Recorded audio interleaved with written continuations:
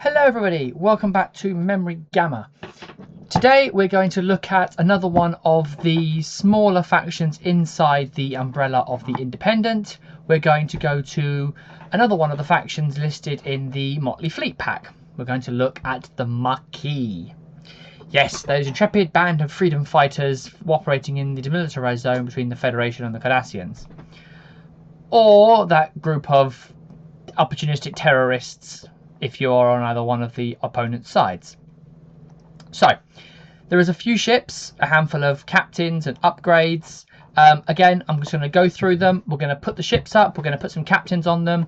We're going to have a look at some of the things they do, the card that came with the individual packs, and any weaponry or tech that is unique or special to them. So, to start with, we have 3 Maquis Raiders, named ones, and then we also have some generic versions of the ships down here. I am going to need to put one, I think, out. So we have the Valjean. You may notice the names of these are after resistance fighters, the first 2 from the same place. Bonus point if you put it in the comment of which book it comes from. It's very easy if you've watched the series. So this is the Valjean. It's a Maquis Raider, so 2-3-3-3. So very manoeuvrable, 3 defense dice, not very attacky, but you get a rear firing arc in the Valjean, which is nice. And the maneuver dial is quite nice as well. You know, red come about, but everything else is white or green. Standard fed action bar, double crewable weapon. Ability. During the modified defense dice step of the combat phase, you may disable up to 3 upgrades to add an evade result to your roll for each upgrade you disabled.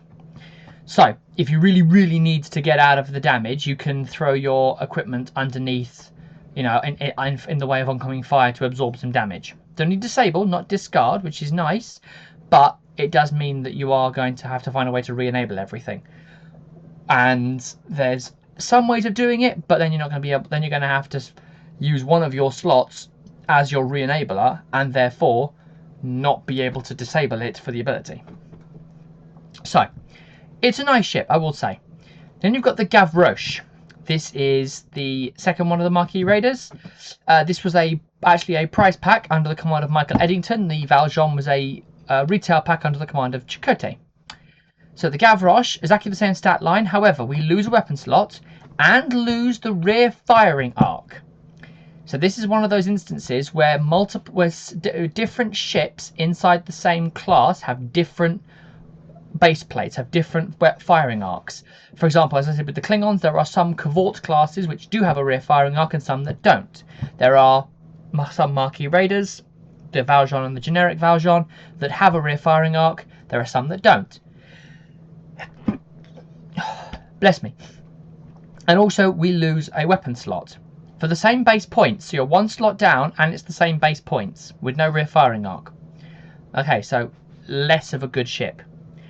As an action, disable up to 2 crew upgrades and add an attack dice to each attack this round for each crew you disabled.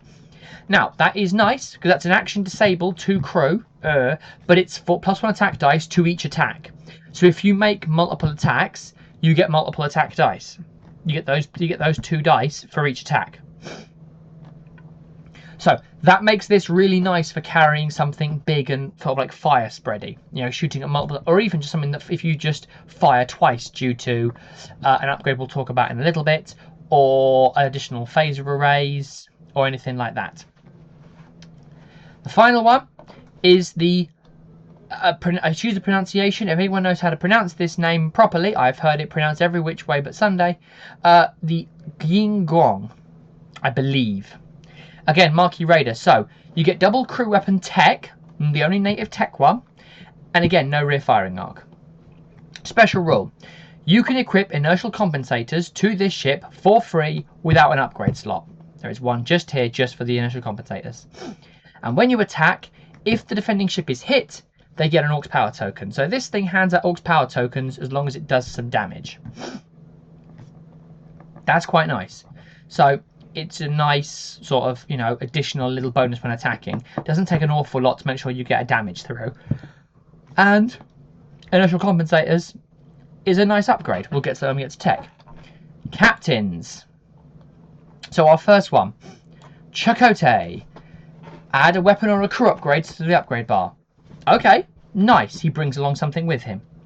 And as an action, perform a second maneuver on your maneuver dial with a number of 3 or less. Put an Orc's power token beside your ship. If the extra move is a red, place a second auxiliary power token beside your ship. So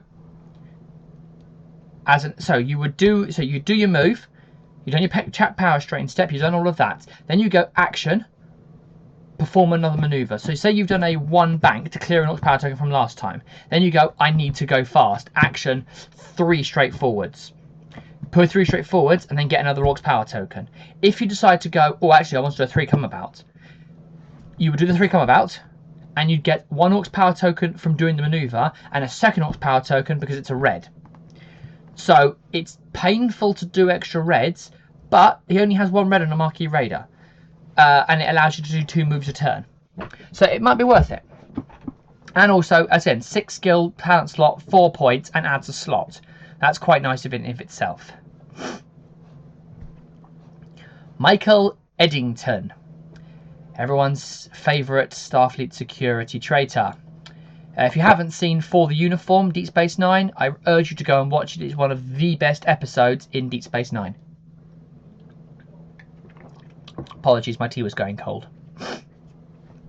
So, Eddington has the ability at the start of the game, put 3 mission tokens on the card.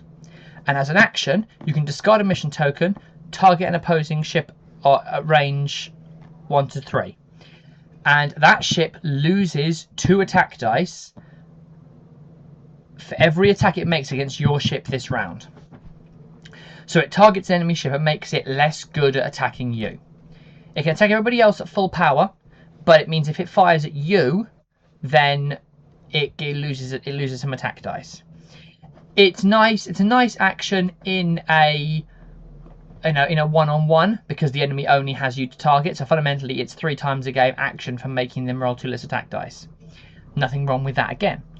In a wide open game where they've got multiple targets, it might be less good unless you've got some way of drawing fire or making yourself the only target. And it only targets 1 ship. It's not every ship, but it's a nice defensive ability. Thomas Riker. So this is Will Riker's transporter clone from Nivala 4. You do not pay a faction penalty when equipping this to a Federation ship, because he can go on Federation ships quite easily because he is literally a genetic duplicate of Riker. During the end phase, he gets to do a 2-speed maneuver for free, or 2 or less speed maneuver for free in the end phase. So makes it a very maneuverable ship. So you could do your move, action, whatever you want. Action could even be another move, and in the end phase you get another move. I think the maximum amount of moves you could do is probably 4, I think. You do a normal move as part of your activation. Or actually, no. You could do 5. You do an activation phase move with, say, Romulan Helmsman. Then you do your normal dial move. Then you do, say, a Klingon Helmsman that gives you an additional speed 1 move after you execute a maneuver. Then you do an action on a separate crew or a tech that says perform an additional maneuver. And then in the end phase, you get to do another move. There's no reason why you want to do 5 moves in a turn unless you're doing the Delta Flyers Transstellar Rally. But you can move these ships around quite a lot. Again, nice ability, and also again 6 skill 4 point talent slot. It's quite good. Now, here is the gold star for the Maquis. Calvin Hudson, the first canonical Starfleet officer we see go over to the Maquis. He adds a crew, weapon, or a tech slot to the upgrade bar. Very nice. Only 5 skill 3 points, no talent slot. However, if this card is assigned to an independent ship, all upgrades are 1 point cheaper. All upgrades. Crew, weapon, tech, elite talents. Everything. He's only 3 points. He adds a slot. Even on this generic ship, he's paid for himself. And even given you an extra discount because you put 4 upgrades on here, you've saved 4 points. So not only is he effectively free, he's free and knocked another point off. He is one of the most prolific used captains in the entire game. He is used in loads and loads and loads of fleets for tons of discounts. However, once the game starts, he has no ability, because neither of these affect inside game. Once that's happened, he's just a skill 5 captain with no text once the game started. Which is why a lot of people pair him with cards that say discard your captain for a bonus and then you replace him. Taranj is a good one. But Cal Hudson, A-star captain. Has been since he came out and always will be, I think. Okay, quickly, again, there's no admirals, the constructions, elite talents. There is a few. So Be Creative came with the Valjean. And you can discard the cards, to disable the cards, to swap and evade, scan or battle stations with one of the other types of token. So you can swap a scan for an evade or a battle station, swap a battle station for a scan evade, and so on and so on. It's a 5-point card, but it's reusable because it's only a disable. So that's nice. It is a disable, so if someone gives you a free token, you can disable that to swap it out for a token you want. No problem with that. That's a nice ability. 5 points is a bit much, but it's cool. Maquis Tactics. Technically, actually, no, pardon me, 6 moves. So, Maquis Tactics. Independent captain and Maquis raider only. After attacking, you get to perform a 1 straight or 1 bank maneuver. It's a 5 point. And it's a May, which means if you attack 3 times, you can only do 1 maneuver bonus per turn with this. But it's a free additional move. So it's almost like Waylay, the Klingon weapon upgrade, that allows you to do a 1 bank after you fire it. This is whatever you attack, as soon as you've attacked, whether it does anything or not, you can immediately move away. Really nice. The next talent, which came with the Andorians, not the Andorians, the Maquis, sorry, is Hijack. Now this one, action, discard this card, target a ship at range 1 to 2 that is not cloaked, has no shields. Disable all of your remaining shields, and then 1 crew upgrade on their ship. Then steal one of their weapon or tech upgrades. So, it's quite nice. It's only 4 points. It is a discard, but it's only if they're not cloaked and have no shields. Disable all your remaining shields. Because it says remaining, you can have 0 shields and you can even be cloaked while you hijack. And not only does it disable one of their crew upgrades, it also steals one of their weapon or tech. So it's a 4-point card that's a little bit easier on the restrictions because it doesn't say you have to have no shields at the start. It doesn't say you can't be cloaked. So you can be a cloaked ship doing hijack. Only thing that happens to be is they have to be not cloaked and have no shields. And not only does it steal something, it disables one of their crew as well. So it does 2 things to them and it's a little bit less punishing to you. So, hijack, good ability in my book. Next one we've got Evasive Pattern Omega. This is a personal favourite of mine. After all ships have moved, if you are in the forward firing arc of an enemy ship and that ship is not in your forward firing arc, disable this to do a sensor echo action even if you're not cloaked. And even if you don't have it on your action bar.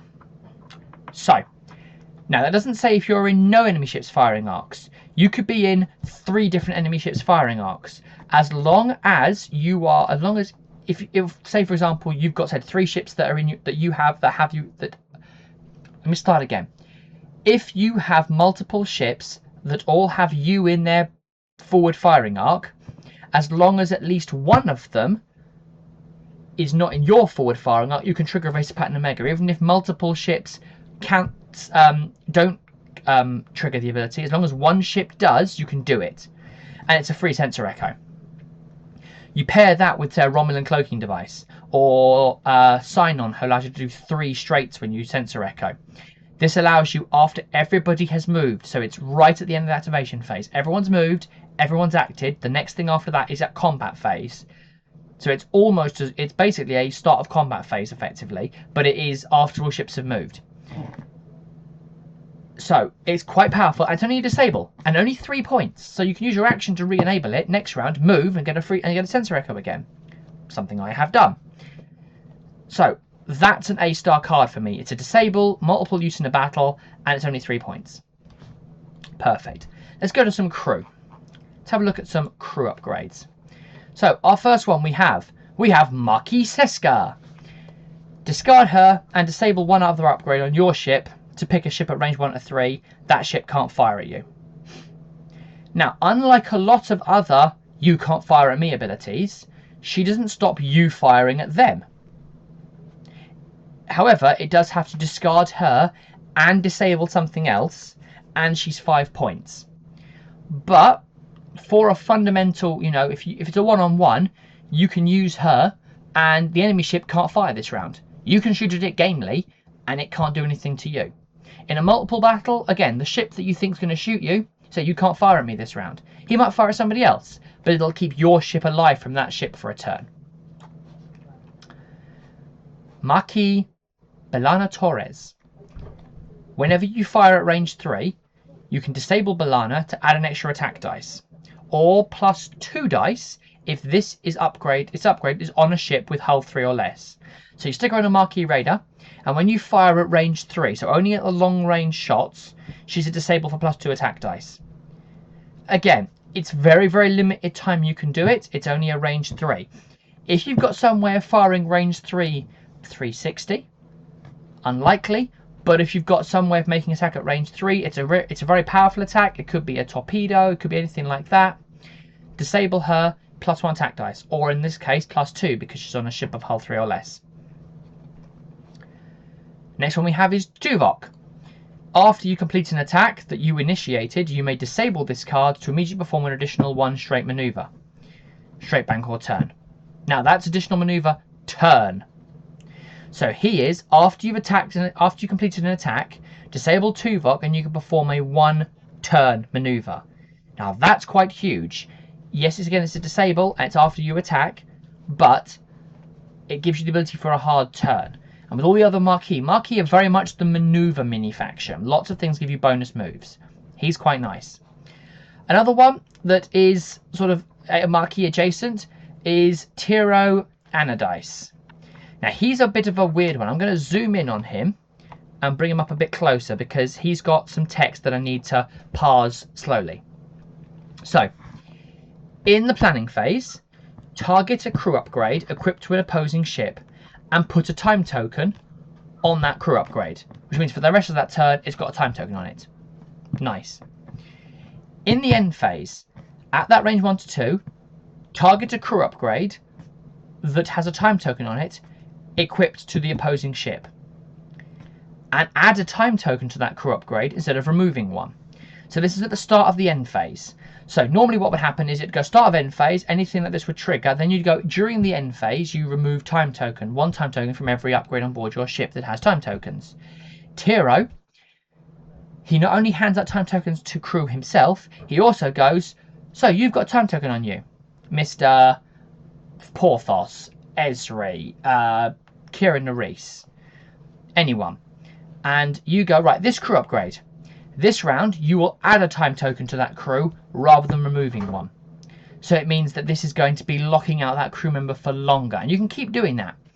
Because in the planning phase then, you can target that crew member again and put another time token on him. So that crew upgrade could have had 1 time token on him in the start of the end phase on that turn, say turn 2. Tiro makes it 2 in that end phase. Start a planning phase on turn 3, he makes it 3 time tokens. That crew member is now out of action for the next 3 turns. He is a very, very powerful sort of crew nerfer. He only works on 1 crew upgrade at a time. Obviously, he can't target multiple crew upgrades. But you could use an upgrader that copies him, Vendorian Spy, Changing Infiltrator, Odo, whatever, to have multiple uses of him. And he's not a disable or a discard or even a time token himself. He does that every single turn without stopping himself from doing it. So he is quite a potent card. And I do like him. There's a lot of ability, there's a lot of stuff you can do with him to make him really quite powerful. Michael Jonas. We have, he's a man called Jonas, and they were surprised when he was the spy. Planning phase, 2 time tokens on this card, and target an opposing ship at range 1 to 2. The target ship cannot perform a maneuver with speed greater than 2 this round. So again, quite powerful maneuver control. He picks an enemy ship, and that stops them from moving very fast, so they can't get away from you. Maneuver control, very nice. Kenneth Dolby, crew member from Season 1 Learning Curve. one of the crew members, ex-Maquis, that was considered to be not meeting up to Starfleet standards. He's a repair card. You can disable him as an action to repair 1 hull or shield, or discard him to repair 2 hull or shields. He's nice in that he's only 2 points, and that he has the option of both disabling or discarding, and that he can do hull and or shields. So, he's very flexible. It's an action, only 2 points. He's quite useful. He can be used, and also he could just be used as a 2-point card for discard or another ability. Sakona. Now, Sakona I'm going to put on Cal Hudson's ship, just because you'll see why. So she adds a weapon upgrade to the upgrade bar. Very nice. All weapon upgrades with a cost of 5 or less cost 2 points less. Now, cost modifiers like this, you add in any order. So you put, for example, a 6-point weapon on this card. Cal Hudson makes it 1 point less, makes it 5. Now Sakona triggers, it's now 3 points. She means that any 3-point weapon on this ship, independent weapon on this ship, is free. Her and Cal Hudson are almost always stapled together because the two of them together. Also, A, she's a point cheaper because of Cal Hudson on an independent ship. And secondly, more slots added and a massive weapon discount. With these two, you can stack weapons almost to high heaven. Lon Suda, everyone's favourite or not favourite Betazoid psychopath. Anyone, again, brilliant episode, meld, recommend it. Brad Dourif as Lon Suda, amazing. However, his ability here is a bit roll attack dice step, disable him, spend a battle stations token to add 1 dice. So it's disabling him and spending a conversion token to add 1 dice. Now, if you know you're getting free conversions other places, maybe fair enough. He's only 2 points as well. So it could be something you throw in. You might use him, you might not. And that's it. That's the end of the Maquis crew. Tech upgrades. There's only a handful. I'll try and speed through them. We've got, now this is a brand new one, Class 4 cloaking device. Yeah, I can hear the tones of surprise from here. Class 4 cloaking device, it's a weird one. Maquis Raider only. Action, 2 time tokens on this card. Perform the cloak action as a free action, even though it's not in your action bar. Then, this ship performs the sensor echo action as a free action, even though it's not on the action bar. Now this is not, it allows you to perform sensor echoes whenever. This is action cloak, and then immediately action sensor echo. You cannot sensor echo again with that ship unless you have another way of performing sensor echoes. The sensor echo here is only allowed to be done after you perform that cloak action. Of course, you could just attack, decloak yourself, and then next round, once the time tokens have come off, cloak and sensor echo again. So it's a nice way of making the ship much more defensive, 4 bonus defense dice, and much more maneuverable, 3 sensor echo. Again, it's not a bad card. The fact that it's locked to the Maquis Raider and almost no one ever plays the Maquis Raider means this card almost never ever sees the light of day. But there is a place for it. Inertial compensators. Put it on the Gingguang because it's a free upgrade. So, it has to be equipped to a ship of hull 3 or less. And it must be equipped to a ship that has a come about maneuver on its dial. And the ability is, after you do a bank or a turn of speed 2 or greater, place an Orc's power token beside your ship, and then flip your ship 180 degrees, even if you overlapped another ship base. So the important thing here is it allows you to rotate even if you crashed into somebody. Where normally, if you reveal a come about maneuver, if you crash, you don't come about. You move and you stop there facing the direction you were flying originally. So inertial compensators, again, is a massive maneuvery thing. It allows you to come about after a bank or turn. Now, it gives you an Orc's power token. However, it's after you perform the maneuver, place the token, rotate the ship 180 degrees. Now, they are almost certainly white maneuvers for you, 2 or 3 bank or hard turn.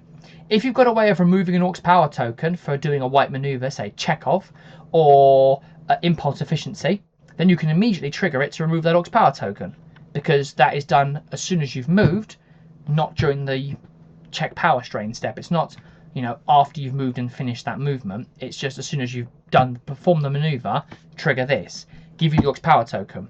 If you've got a way of removing Orc's power on a white, go for it. Final thing, weapons. There's a few. There's a set of Maquis photon torpedoes. Nothing special. 5 dice, 5 points, forward and rear, 1 battle station to crit conversion.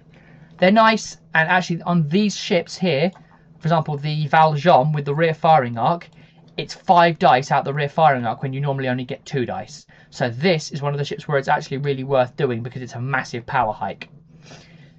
The next one, focused particle beam. Now, this is an interesting one. I say interesting because I'm not entirely sure whether I like it. It's range 1 to 3, nice. 3 attack dice. Attack disable. During the roll attack dice step, if you roll hit crit on all of your dice, you keep rolling dice one at a time until you stop rolling hit crit, up to 3 dice maximum, and you add those. Blanks and battle stations from these additional dice are not added. So, roll attack dice step. So it's roll attack dice step. So you roll. Say you roll, you go 3 hits. Perfect. Roll a 4th dice. Hit. 5th dice. Battle stations. Stop. The battle stations does not get added. Discard it. Then you go to the modify attack dice step. So if you roll brilliantly at the start, you get bonus dice 1 by 1. It can be nice, but again, the chances of, it's rolling 3 dice and you're getting a 50% chance on each one. So it's, you know, flip a coin 3 times. If you call heads 3 times, if you call heads and it lands on heads 3 times in a row, congratulations. You get to keep flipping the coin until it flips tails. It's not bad, but again, 4 points, only 3 dice, a very restrictive time it can activate. It's just not played, basically, unfortunately. The final 2, ramming attack. So this came with the Valjean, and it is obviously what happens to the Valjean at the end of Caretaker. Attack. Discard this card and do a 1 straightforward maneuver. If your ship overlaps an enemy ship, destroy your ship and roll 6 dice against them. They lose 3 defense dice against the attack, making them roll a minimum of 0. This attack may only be purchased for a ship of hull 3 or less, and cannot be used with cheat death. This is one of those destroy your own ship cards that does not allow you to cheat death your way out of it. Your ship is gone. However, it's a 3-point weapon, and it's just attack, discard to perform a straightforward 1 straight. So I have seen this used in person. Someone brought it along with no intention of ever ramming it, using it first turn fundamentally to just get an additional 1 straight maneuver in the combat phase as their attack. There's no badness about that. It's not what it's designed for, but it does work that way. And also, if you overlap, it does 6 dice, which is more than you will ever be able to roll with only 2 as base, unless you bring a super weapon. And the enemy loses 3 defense dice. So if they normally roll 3, they roll 0. If they normally roll 7, they roll 4. So you can crash that into a cloaked ship, and it'll take off, and it'll cap the rule of 3 on the minus. Perfectly possible. That might be a way of getting through. However, you can't modify it. It's not actually an attack. It's just roll 6 attack dice. So, you know, because it destroys your ship. So it's just throwing 6 dice at them. On average, you're probably going to get 3 damage. But it could work. It could be something. Also, if you know your ship's going to die anyway, and you've got to attack before they do, go for it. The final one, enhanced phasers, which is the one that works quite nicely with the Gavroche. After attacking with primary weapon, you can immediately make another attack with your prime weapon, targeting a different opposing ship in your primary firing arc. However, it may only be attached to a ship with an attack value of 2 or less. So Maquis raiders, Tholian ships, shuttles, that sort of thing. However, action, disable Maquis and Tyrannades. Now you're rolling 2 dice. Oh, 4 dice thanks to that. Target that for second attack, 4 dice again. That's a nice little hit. So, that's the Maquis.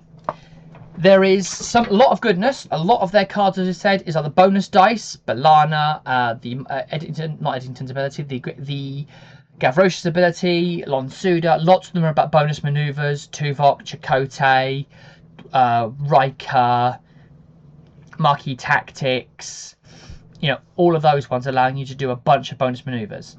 Standout cards for me in this: Hijack, Cal Hudson and Sakona, obviously. Inertial Compensators is a nice one for maneuver. Tiro Anadis is a personal favourite. So there's a lot of goodness in here. And of course, if you're going to do a Maquis Pure, this is what you've got. I mean, obviously, if you're going to go just Maquis Pure, independent weapons, you could put other independent weapons on here if you wanted to. These are the Maquis crew members you've got. You could always use Voyager versions. There's a more modern version of Chakotay who is dual faction Fed independent, which means that he could be used as either a Maquis captain or as a Federation captain. So either one works. So thank you very much for joining me. If you've got any comments, any questions about any of the cards, anything you want me to see me do a video on, or any card that you go, this is really bad or this is really good, drop it in the comments, and I'll read them and answer the comments as they come in. Again, please like the video if you like the video. Subscribe if you haven't already subscribed. I'm saying it every video now, I feel like, but I'm not begging everyone to subscribe or comment or like. If you want to, go for it. It just shows to me that my content's reaching people that are interested in it and listening to it, and they're interested in me making more. Because obviously people keep saying, yes, we like the video, I'll keep making more. I'm going to keep making more anyway for my own vilification and my own, and my own pleasure anyway, because I enjoy doing these. If someone else gets something out of it, it's just a big bonus for me. So, thank you very much. I will be continuing with doing these. The next video will be coming out in the next few days. I've said it in a previous video, but just in case you missed that one, for the most of the rest of June and probably for quite a chunk of July, there might be a slight slowing down of my release schedule. I will be hopefully starting a new job, and also there is currently a heat wave going through the United Kingdom, which is causing a bit of an issue with being able to focus for half hour, 45 minutes to do a video. So the schedule might be a little bit wider, a little bit slower on releases than it usually is, but I will guarantee at least one video a week still. Thank you very much, and we'll see you in the next one.